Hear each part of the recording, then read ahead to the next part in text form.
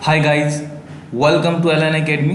आज का मेरा टॉपिक है some important rules for adjectives. Guys ये पार्ट 3 है लेसन नंबर 11 का।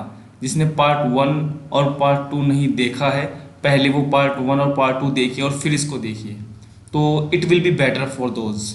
तो गाइस पार्ट 1 बहुत ज़्यादा इंपॉर्टेंट है सिर्फ अंडरस्टैंडिंग के लिए कि एडजेक्टिव होता क्या है, तो पार्ट 1 आप ज़रूर देखिए। तो गाइस शुरू करने से पहले वीडियो को लाइक और चैनल सब्सक्राइब बनता है, क्योंकि जिस तरह से सीरीज में 9th क्लास से लेकर 12th क्लास तक का सिलेबस मैं कवर कर रहा हूँ, आपको इजीली यूट्यूब पर इस तरह से नहीं मिलेगा।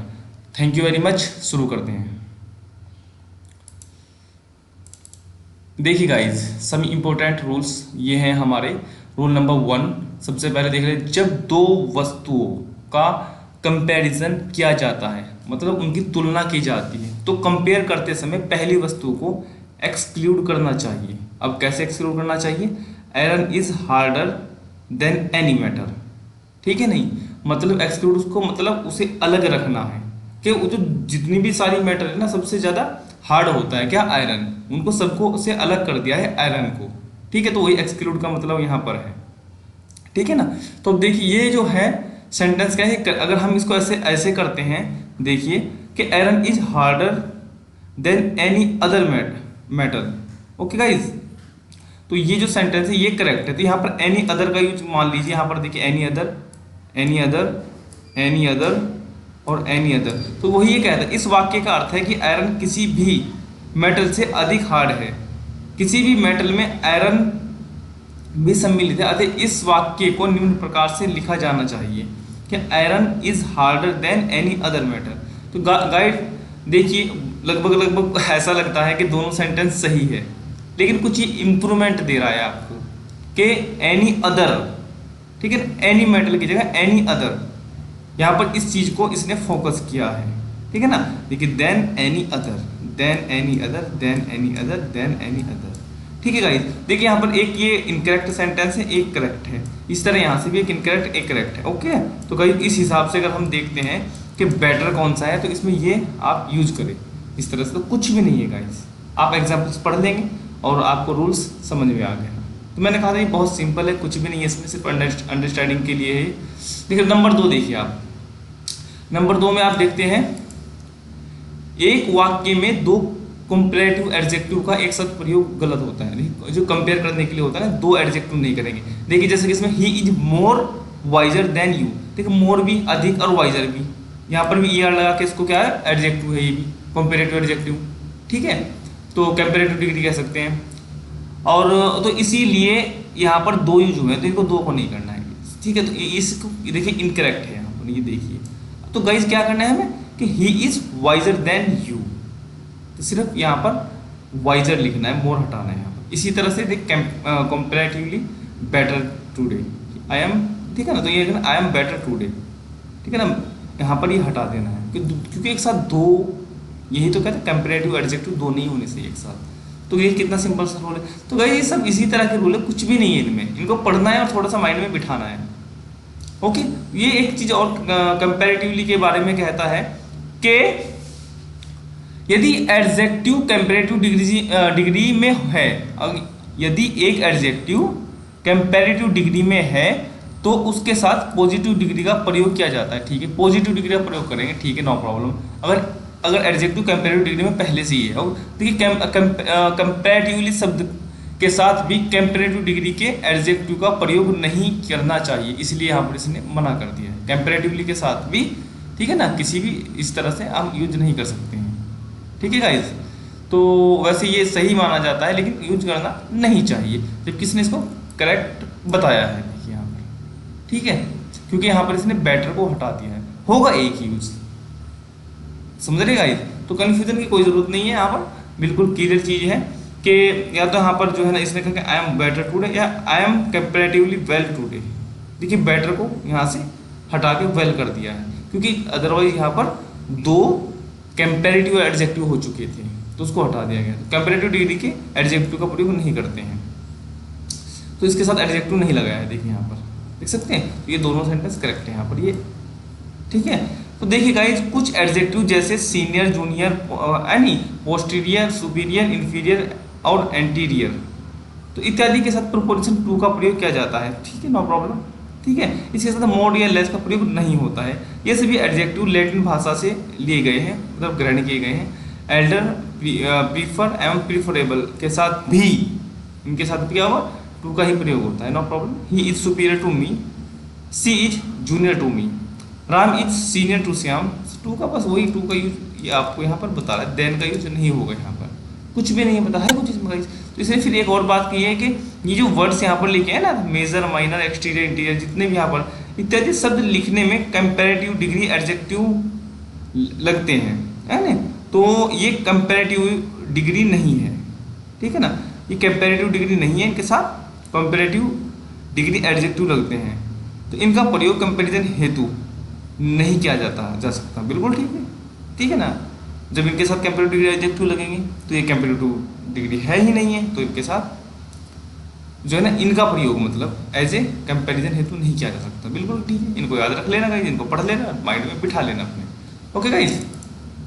तो गाइस यहाँ देखते हैं, जब एक ही व्यक्ति, यहाँ पर ध्यान दीजिए, एक ही व्यक्ति या फिर वस्तु की दो क्वालिटीज की तुलना की जाती है, एक ही व्यक्ति या वस्तु की तुलना की जाती है दो चीजों की, दो क्वालिटीज की, तो ई आर से बने कंपैरेटिव एडजेक्टिव का प्रयोग नहीं करना चाहिए हमें, बल्कि मोर का प्रयोग करना चाहिए, ठीक है, नो प्रॉब्लम। देखिए यहाँ पर एग्जांपल, ये मोर का यूज हुआ यहाँ पर, ठीक है ना। तो यहाँ पर अगर हम कहते हैं स्ट्रोंगर, ई आर लगकर भी ये बन जाता है, लेकिन यहाँ पर बेटर ये माना जाता है कि Ram is more strong then intelligent. ये भी कह सकते हैं Ram is stronger then intelligent, तो ये गलत हो जाता है, ठीक है। तो यहाँ पर इसने लिखा भी है, देखिए यहाँ पर भी मोर क्लेवर है, क्योंकि एक ही आदमी, वो राम की ही बात कर रहा है, Ram is more clever than intelligent, चतुर ज्यादा है वो इंटेलिजेंट से। तो पांचवा देखिए, सुपरलेटिव एडजेक्टिव से पूर्व द का प्रयोग होता है, ठीक है, वो तो हम जानते हैं पहले से भी, जिसने थोड़ा सा पढ़ा हुआ है। लेकिन यदि सुपरलेटिव एडजेक्टिव से पूर्व किसी पजेसिव प्रोनाउन का प्रयोग हुआ है, किसी पजेसिव प्रोनाउन मैंने अच्छे से पढ़ा हुआ है, मैं दोबारा से एक्सप्लेन नहीं करूंगा उनको, ठीक है, तो इससे पहले द का प्रयोग नहीं होता है, नो प्रॉब्लम। देखिए पजेसिव प्रोनाउन के साथ दिखाते हैं, she is the best students in our college, the का यूज हुआ है, the best student in our college. She is the most beautiful girl, is the most beautiful girl in our college. She is my best friend, देखिए यहाँ पर इसने क्या है, माई, जब माई यूज हुआ तो यहाँ पर द का यूज नहीं हुआ है guys. This is my best dress, देखिए यहाँ पर भी पजेसिव प्रोनाउन हो गया, तो यहाँ पर क्या नहीं हुआ है यूज, द का यूज नहीं हुआ है। तो सिंपल सा आपका क्लियर है बिल्कुल। कई ये रूल्स वगैरह में इतना कुछ होता नहीं है, सिर्फ एक नियम लिख दिया जाता है और उसके बाद कुछ एग्जाम्पल्स होते हैं, उनको सिर्फ याद रखना होता है आपको। सबसे मुश्किल काम है याद रखना, उनको पढ़ना बड़ा ईजी है, जब पढ़ोगे तो क्लियर समझ में आता है, लेकिन उसको नोट्स बना के बार बार रिवाइज करना है, वो इंपॉर्टेंट है। जब दो वस्तुओं का कंपैरिजन किया जाता है, जब किस दो वस्तुओं का कंपैरिजन किया जाता है, तो वाक्य में उन वस्तुओं का ही कंपैरिजन स्पष्ट होना चाहिए, नो प्रॉब्लम। कई बार कंपैरिजन करते समय इन प्रकार की गलती की जाती है, देखते हैं क्या गलती करते हैं, पढ़ लेते हैं एक बार कि the climate of Alwar is hotter then Jaipur. ये कहते हैं गलत है भाई, चलो भाई सही क्या है, the climate of Alwar is hotter than that of Jaipur, ठीक है। My shoes are better than you, बिल्कुल ठीक लगता है एक बार देखने में तो, लेकिन फिर भी कहता है नहीं, ऐसे नहीं कहेंगे कि my shoes are better than yours, तुम्हारे शूज से या योर शूज, तो इस तरह से इसको करेंगे ना, बेटर देन यू, मतलब यू से हो जाएगा तुमसे अच्छे हो, तुम्हारे जूते नहीं तुमसे अच्छे हैं यार। तो थोड़ा सा सेंस अगर लगाते हैं तो पता चल जाता है गलती का हमें, इट्स ओके, नो प्रॉब्लम। तो गाइस देखिए रूल नंबर 7 देखिए आप, रूल नंबर 7 में क्या लिखा है कि कंपैरेटिव डिग्री का प्रयोग दो वस्तुओं या व्यक्तियों हेतु किया जाता है। कंपैरेटिव डिग्री का जो प्रयोग है ना कंपैरेटिव का, वो दो वस्तुओं या व्यक्तियों हेतु किया जाता है, दो से अधिक के लिए कंपैरेटिव डिग्री का प्रयोग नहीं करना चाहिए, नो प्रॉब्लम, दो से अधिक के लिए नहीं करना चाहिए। इंपॉर्टेंट चीजें लिखिए, देखिए which is better, T, coffee और मिल्क, इनकरेक्ट है ये, ठीक है ना, दो से ज्यादा हो गया यहाँ पर। Which is easier, physics, chemistry और मैथ, तो दोनों ही वाक्य गलत कह रहा है, इस तरह से हम नहीं कर सकते, सिर्फ दो के लिए ही कर सकते हैं, ठीक है। दो वस्तुओं की तुलना के लिए सुपरलेटिव डिग्री का प्रयोग नहीं किया जाए, दो के लिए सुपरलेटिव का नहीं करना है, दो से ज्यादा के लिए कंपैरेटिव का नहीं करना, तो ठीक है। He is the best of the two students, ठीक है ना, तो ये क्या है, ठीक है ना, he is the best of the two students, इस तरह से गलत। Which is the cheapest, silver और गोल्ड। देखिए दो के लिए यहाँ पर कर रहा है, इसलिए सही नहीं है। ओके गाइस, वाक्य में दो सुपरलेटिव डिग्री का, जैसे दो कंपेरेटिव डिग्री का पीछे बताया था, ऐसे दो इसको ये रूल वहीं पर रखना चाहिए था, तो नो प्रॉब्लम।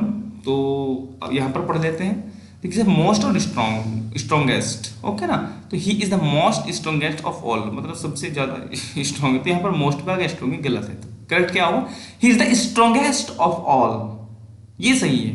यहाँ पर भी देखिए वही गलती की है फिर, ठीक है ना, तो इसको भी कैसे पढ़ेंगे, the river is the longest of all, सबसे ज्यादा लंबी है वो नदी, ठीक है ना, यह नदी सबसे ज्यादा लंबी है। ओके, तो सुपरलेटिव के साथ अगले रूल पर चलते नंबर 10 पर। सुपरलेटिव के साथ सामान्यतः ऑफ का प्रयोग किया जाता है, लेकिन जब स्थान किसी जगह की, प्लेस की जगह का संदर्भ हो तो फिर इसमें इनका प्रयोग होता है। देखिए Kolkata is the dirtiest city in India, of India नहीं कहेंगे यहाँ पर, इन इंडिया कहेंगे, ठीक है। तो Udaipur is the most beautiful city in Rajasthan, okay, यहाँ पर ऑफ राजस्थान नहीं है, इन कहेंगे। तो ये इंपॉर्टेंट रूल पढ़ सकते हैं गाइस। देखिए मैं कंटिन्यू रखता हूँ, थोड़ा सा लगातार पढ़ता हूँ, बीच में रुकता नहीं है, क्योंकि ये क्लासरूम नहीं है, यहाँ पर 1 घंटे क्लास चलेगी। आपको यहाँ पर मेरी जो है वीडियो को रोकना चाहिए, और रोक करके अगर समझ में नहीं आया तो उसको पढ़ना चाहिए। कभी कभी मैं किसी सेंटेंस को फास्ट पढ़ देता हूँ, किसी रूल को फास्ट पढ़ देता हूँ, तो नो प्रॉब्लम, आप वीडियो को रोक सकते हैं। ऑनलाइन में यही तो फायदा है, उसको दोबारा से देख सकते हैं। जो क्लास में आप बैठकर पढ़ते हो उससे थोड़ा सा बेटर भी होता है ये, और कुछ नुकसान भी होते हैं, कोई सवाल नहीं कर सकते हैं, जबकि वो पॉसिबल है, कमेंट बॉक्स में कर सकते हैं, और करिए आप, जवाब मिलेगा आपको। ओके गाइज, तो गाइज देखते हैं यहाँ पर सुपरलेटिव डिग्री बेस्ट मोस्ट के साथ कई बार लाइक का प्रयोग किया जाता है, यह सही प्रयोग है। इसमें सुपरलेटिव से पहले द नहीं लगाते, ठीक है। जब लाइक का यूज होता है मोस्ट और बेस्ट के साथ तो हम द यूज नहीं करेंगे। ओके, समझिए, देखिए which of the story do you like most, do you like the most नहीं कहेंगे यहाँ पर, है ना। Which of the magazine do you like best, no problem, बिल्कुल क्लियर है, जो लिखा है वही। इस तरह से ध्यान रखना है थोड़ा सा इनको, यार ध्यान रखना मुश्किल है, क्योंकि रूल्स इतने ज़्यादा हो जाते हैं ना, नाउन के अलग, प्रोनाउन के अलग, जबकि नाउन मैंने डिटेल में बिल्कुल भी नहीं पढ़ा है, सिर्फ बेसिक अंडरस्टैंडिंग दी थी उसकी। प्रोनाउन को थोड़ा सा पढ़ा है डेप्थ में, थोड़ा पढ़ा है, लेकिन ज़्यादा नहीं पढ़ा है। तो इसको भी हम चाहे तो और भी लेक्चर इंक्रीज कर सकते हैं, लेकिन एक लास्ट पार्ट 4 और रहेगा, उसमें एक एक्सरसाइज रहेगी, वो आपको करनी है। चलो नो प्रॉब्लम, पहले इसको पूरा कर लेते हैं, उसके बारे में बताऊंगा। जब एक से अधिक एडजेक्टिव को एंड से जोड़ा जाता है तो सभी को एक ही डिग्री में होना चाहिए, नो प्रॉब्लम। अगर एंड से जोड़े तो एक ही डिग्री में रखेंगे, नो प्रॉब्लम। या तो वो सब कंपेरेटिव में या फिर वो सुपरलेटिव में हो, एक में हो, या तो कंपेरेटिव में हो या हो सुपरलेटिव में। देखिए कैसे, Ram is wiser and stronger than Shyam, okay, no problem. Ram is wise and stronger than Shyam, okay, यहाँ पर ये गलत हो गया है, ठीक है ना। यहाँ पर एक तो स्ट्रोंगर देन श्याम और वाइज, ओके, एंड स्ट्रोंगर, या वहाँ पर हो गया पॉजिटिव, यहाँ पर हो गया कंपेरेटिव, अलग अलग हो गई गाइस। यहाँ पर वाइजर और स्ट्रोंगर, यहाँ पर ये सही है गाइस, ठीक है गाइस। तो आगे बढ़ते हैं नंबर 13। कई एडजेक्टिव्स अपने मीनिंग के कारण न तो कंपेरेटिव की तरह प्रयुक्त किए जा सकते हैं और ना ही सुपरलेटिव की। अन्य डिग्री के साथ इनके साथ वेरी या अन्य कोई एडवर्ब इनको एम्फेसाइज, इनको महत्व करने के लिए ओके प्रयुक्त नहीं किया जा सकता है। ऐसे एडजेक्टिव निम्नलिखित हैं, नो प्रॉब्लम भाई।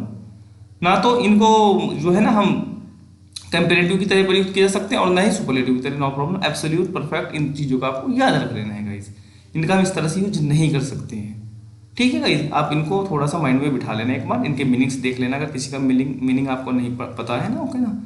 वैसे है सिंपली सबका पता होना चाहिए, circular, idea, flat, impossible, etcetera, कुछ भी नहीं है गाइस यहाँ पर। तो गाइस आगे बढ़ते हैं।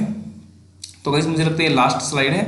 काइंड एवं सॉल्ट सिंगुलर नंबर होते हैं, नो प्रॉब्लम, एक वचन मतलब, ठीक है। इनके साथ दिस दैट का प्रयोग होता है, इनके साथ दिस या दोस का प्रयोग नहीं करना चाहिए, नो प्रॉब्लम। अगर वो सिंगुलर है तो दिस दैट ही होगा, दिस दोस तो बहुवचन के लिए किया जाता है, प्लूरल के लिए किया जाता है, ओके गाइस। तो I don't like this kind of dresses, correct. This doesn't like that kind of shirts, okay. तो I don't like these kind of shirt, ये गलत हो जाएगा, यहाँ पर दीजिए, देखिए यहाँ पर दो से, ये दोनों बाद के सेंटेंस गलत है गाइस, ओके गाइस।